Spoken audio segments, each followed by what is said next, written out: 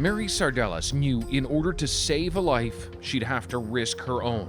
With COVID inside Park Place retirement residence, her 98-year-old mom infected and staff overwhelmed, Mary stepped into the outbreak, something most homes still won't allow, and she stayed to help. Hi there, okay, I just have a series of questions for you. Yes? It is a bold choice to move into a senior's home in the middle of a COVID outbreak. There is no choice. If this woman is going to live, be it with her language and hearing disability, she will be isolated, unable to communicate with anybody. She won't make it. And so I have to do what I have to do. I don't have a choice. You moved in. I moved in. And you became her primary caregiver. 24/7. And it was 24/7. And what effect did that have on care? For my mom, zero. It didn't impact her because you were there. Because I was there. Because What if you hadn't been? she wouldn't be alive. You can ask any of them in there. You can ask any of the nurses who have said it, any of the PSWs that said it, she wouldn't be alive. You're that certain? They're that certain. While seniors' homes have been ground zero for COVID, seeing inside during an outbreak is a rarity. Hi, this is me in a closet in my mother's seniors residence. Mary kept a video diary showing her fight for her mom's survival, There she is. hoping not to become infected herself. The last thing I need is to get COVID. Taking care of her defeats the entire purpose, so everything gets wiped down. She goes to the bathroom, boom, everything. When the PSWs come in, everything gets redone. The handles, the light switches, the everything. It just non-stop. It's no man's land here. Like, nobody wants to come on the second floor. Welcome. Okay, that's good.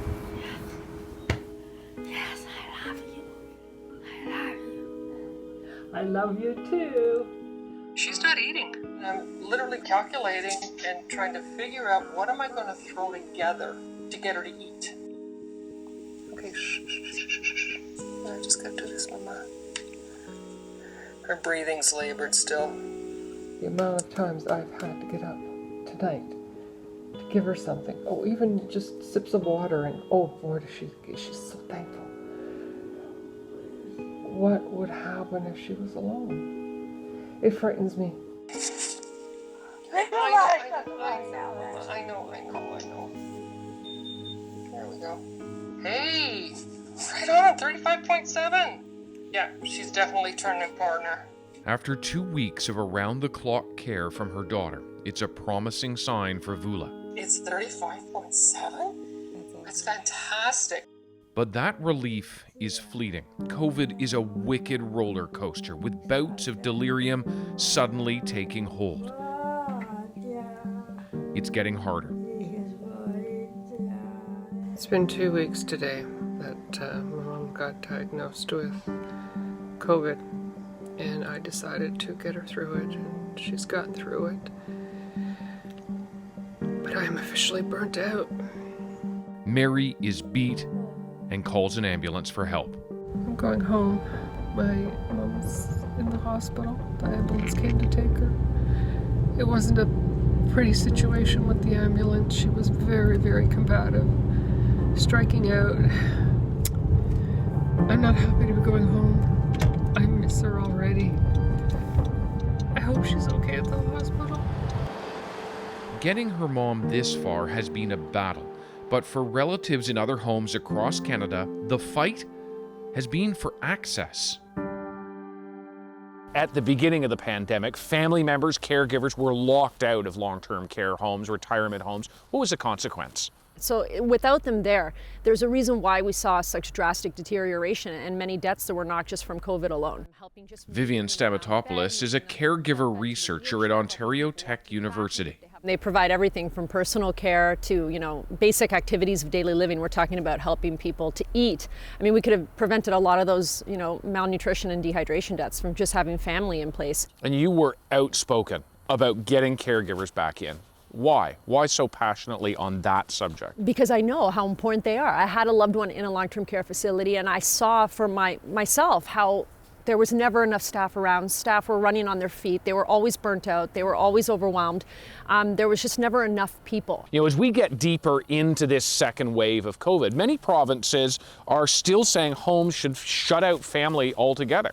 The provinces that didn't have quite the first wave we did are using that knee-jerk response to just close everything down. And they think, erroneously, that you can place this iron ring around homes. You cannot do that. Mary believes her mom's survival is directly tied to getting outside help into the retirement home. She's back there now, recovering well after a week in hospital. Mary doesn't sleep at this home anymore, but visits daily to help her mom. As long as she wants to be alive, I will do everything to keep her alive. But Mary knows if her mom caught COVID last spring, when homes were locked down, extra caregivers like her would have been kept out. When family are there, they drop off everything, we take care of everything. They don't come in the room, they're saved in exposure for their own good, but I have saved them from entering my mother's room and going into the non-COVID person. There's a win-win to allowing family in the room.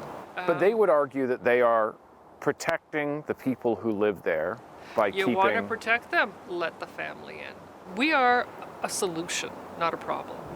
She's coming out for fresh air, first time in almost 4 weeks.